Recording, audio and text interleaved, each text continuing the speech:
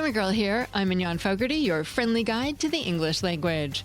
We talk about writing, history, rules, and other cool stuff. Today, some of you are probably wrapping up work from National Novel Writing Month, so we're going to talk about good first sentences. And then, with the recent release of the movie Gladiator 2, we're going to talk about the interesting origin of the word gladiator and other Roman words. This first segment is by Camilla Nelson. In Albert Camus' The Plague from 1947, an epidemic spreads across Oran, a town on Africa's north coast, as Joseph Grand attempts to write a novel. Grand dreams of writing a book that will cause his publisher to leap up from his desk, the publishers in this world are men, and gasp in wonder. But he can't get the first sentence right. He worries at every detail, frets over meaning and rhythm. He arranges and rearranges it. There is no possibility of a second sentence. Without the first line, the novel is obstructed. Camus has a blackly comic sense of humor, and so he causes Grand to go on scribbling through the night, parsing his phrases as the town around him is laid waste. Grand continues to write even as he succumbs to the disease himself, and after he's miraculously cured, the local doctor having burnt the offending manuscript, Grand returns to his sentence once again. He has, he tells the doctor, got the sentence by heart. Like Hemingway in search of the one true sentence he needed for a story to begin, or Flaubert in his excruciating search for le mot juste, Grand is convinced that a novel begins with its opening line, and by following that line, the writer, no less than the reader, travels along a path to the novel's final destination.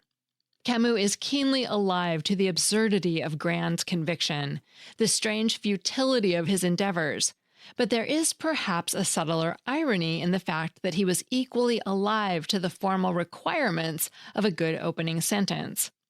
Of course, he also knew that opening sentences are seldom written first, but somewhere in the muddle of the middle, or more often as an afterthought. First sentences do a special kind of work. They have, as critic Stanley Fish once said, an angle of lean. They establish a contract with the reader about what's to come. They may sketch a character, establish a mood, foreshadow a plot, or set out an argument.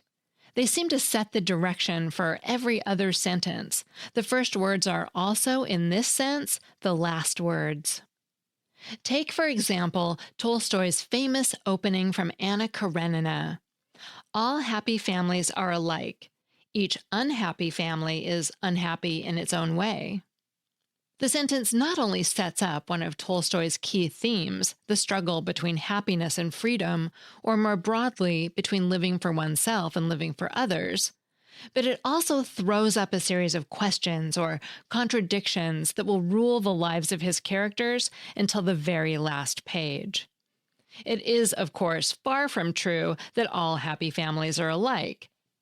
The idea is no more plausible than Jane Austen's equally famous assertion in the opening of Pride and Prejudice that a man in possession of a good fortune must be in want of a wife. But the sentence is true for the world of the novel. Most opening lines are a little less tyrannical in the sense of being less overarching or all-encompassing. George Orwell's Coming Up for Air from 1939, for example, starts out with the oddly disturbing sentence, "The idea really came to me the day I got my new false teeth." Here, it's less the idea as such, and more the odd proximity of ideas and false teeth that the reader finds intriguing. Oddity is also the principal characteristic of that other famous Orwellian first line of his dystopian novel 1984, written in 1949. It was a bright, cold day in April, and the clocks were striking 13. Here, the 13th strike indicates that things in Orwell's world are deeply and desperately wrong, but nobody questions them. And indeed, the reader at this stage is prepared to go along with it too. It's the task of an opening sentence to pull the reader over the threshold into the world of a book. But the way they do this is often unexpected. They can start with an action, or better still, the dramatic foreshadowing of an action. Graham Greene's Hale knew, before he had been in Brighton 3 hours, that they meant to murder him, which begins Brighton Rock, written in 1938, is difficult to beat. Or they can start with a minor action that reveals something about a character. They threw me off the hay truck about noon. Tells us much about the dissolute protagonist of James M. Cain's The Postman Always Rings Twice, written in 1934. Why, we ask, was he thrown off the hay truck? Was it something he did? Modern writers have become very adept at throwing out these kinds of narrative hooks, often in multiples. Elmore Leonard begins The Big Bounce, written in 1969, like this. They were watching Ryan beat up the Mexican crew leader on 16mm commercial Ektachrome. Who is Ryan, we ask. Why is he beating up the Mexican crew leader? Why are they watching him? Who are they? And how on earth did all this make it onto 16mm commercial Ektachrome? These sentences are successful in luring the reader because they're plucked from the midst of events. Margaret Atwood starts her dystopic The Handmaid's Tale, written in 1985, in much the same way. We slept in what had once been the gymnasium. Why, we ask, are they sleeping in the gymnasium? Why is the gymnasium no longer a gymnasium? And indeed, who are we? Modern writers have become particularly adept at composing first sentences. They are, admittedly, the first line of defense against rejection by a publisher, or indeed by an increasingly impatient and time-poor reader. But in the history of the novel form, first sentences weren't always so showy. Jane Austen might be known for the words, "It was a truth generally acknowledged." But among the many first sentences that she wrote is the comparatively prosaic, "The family of Dashwood had long been settled in Sussex," which opens Sense and Sensibility, written in 1811. And of course, early novels like those of Defoe or Richardson, for example, were so hemmed in by short and long titles, prefaces, prologues, and epigraphs that it often becomes difficult to decide, in a purely formal sense, where the novel begins. One of the opening lines I regularly set my students on is the simple 10-word sentence that opens a novel that was sent unsolicited and under pseudonym to a London publisher late in August 1847. It reads, "There was no possibility of taking a walk that day." The simplicity of the sentence is deceptive. Why did they walk, we ask, and where do they walk? Why was there no possibility? In just a few words, the reader knows a lot. We know that the characters have a routine, that the routine occurs daily. It is therefore perhaps more than a routine, but a custom, or indeed an obligation tied to a set of social norms or a way of life. We know this, innocuously enough, from the use of the relative pronoun that, which restricts the meaning or application of the action to that day, as opposed to all the other days. There was no possibility of taking a walk that day.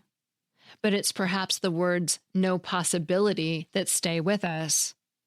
These words tell us that had there been the remotest chance, then the characters would certainly have gone. In searching among the possible reasons, the inference of windy weather or wild woodlands, the reader might even presume that there's something a little harsh in it, in which case they'd be right. It's the opening sentence of Charlotte Bronte's Jane Eyre. Camus' The Plague, written in 1947, describes a pestilence that's both literal and allegorical. It's a story about fascism, which might as well be read as a parable about hyper-capitalism in its own time. Of all Camus' novels, none describes humanity's coexistence with death on such an epic scale. Yet Camus opens The Plague with a sentence that is deliberately plain and detached. The unusual events described in this chronicle occurred in 1940 blank at Oran. In an article about first sentences, the better example would be Camus' The Stranger, written in 1942, which begins, "Mother died today, or maybe yesterday. I can't be sure." The Stranger possesses the more alluring opening, but a reader would be hard-pressed to tell which is the better book, which just goes to show that a first sentence, however dazzling, only gets you so far. Camilla Nelson is a senior lecturer in writing at the University of Notre Dame in Australia. This piece originally appeared on The Conversation and is included here through a Creative Commons license.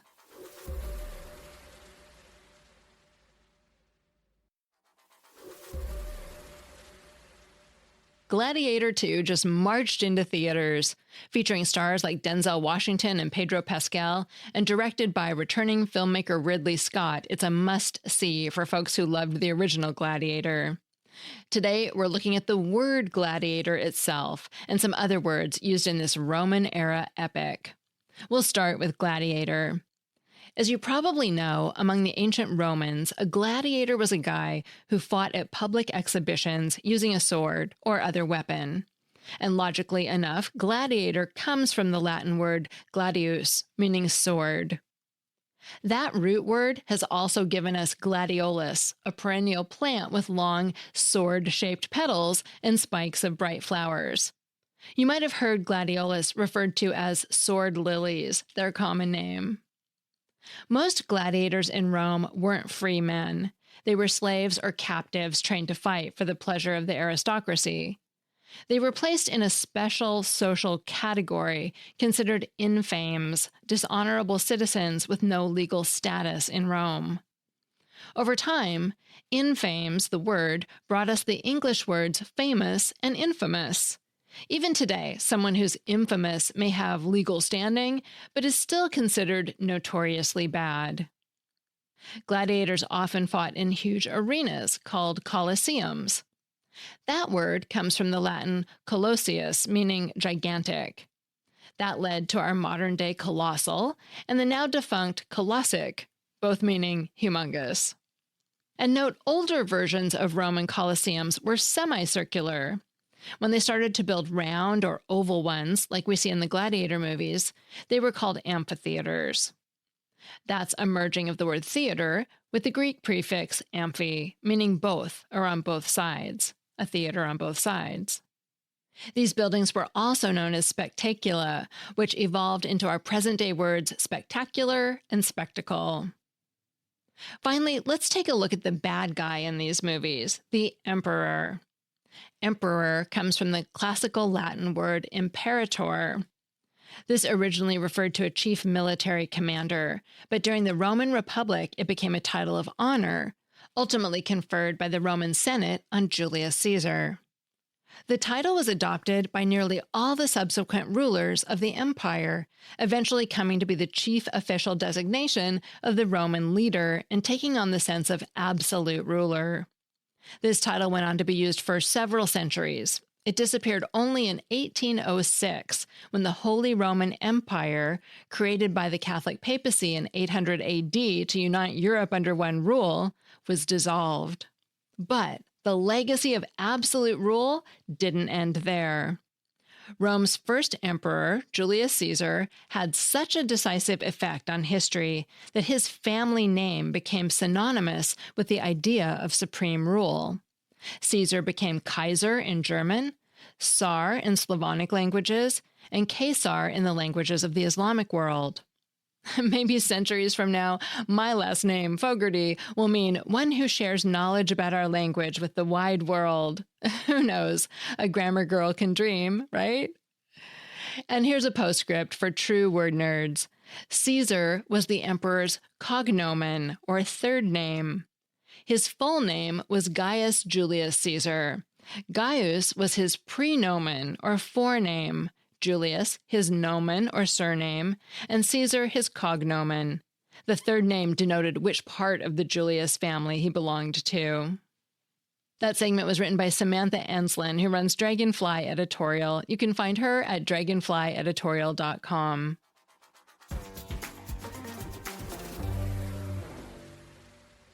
And finally, I have a Familect story from Pam. Hi, Grammar Girl. My name is Pam. My family fun phrase is Bear Barber. That's B-E-A-R. The story is when I was a girl, and by girl I mean I was about 30, my mom's Chihuahua had minor surgery, and they shaved a patch of fur, and eventually the fur grew back, but only so long, and then it stopped growing. Now, I do not know where my head was, but one day I mused out loud, Why didn't Tootie's fur just keep growing here where she was shaved? The rest of the family just stopped dead. And my mother, who lives for these little brain lapses in her children, said, "Do you ever wonder why a bear's fur is always short?"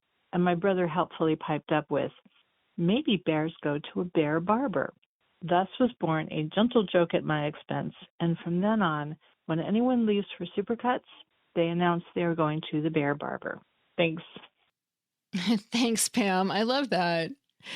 If you want to share your Familect, you can do it in a voice chat on WhatsApp, or you can still call the voicemail line at 833-214-GIRL. And both those are in the show notes, which you can find in your podcast listening app. Grammar Girl is a quick and dirty tips podcast. Thanks to Davina Tomlin in marketing, Holly Hutchings in digital operations, Dan Feierabend in audio, Brandon Getchus, director of podcasts, Morgan Christensen in advertising, and Nat Hoops in marketing, who makes indie folk music under the name The Bedroomer and is working on his third album. And I'm Mignon Fogarty, better known as Grammar Girl, and author of the tip-a-day book, The Grammar Daily, which makes a great gift. And that's all. Thanks for listening.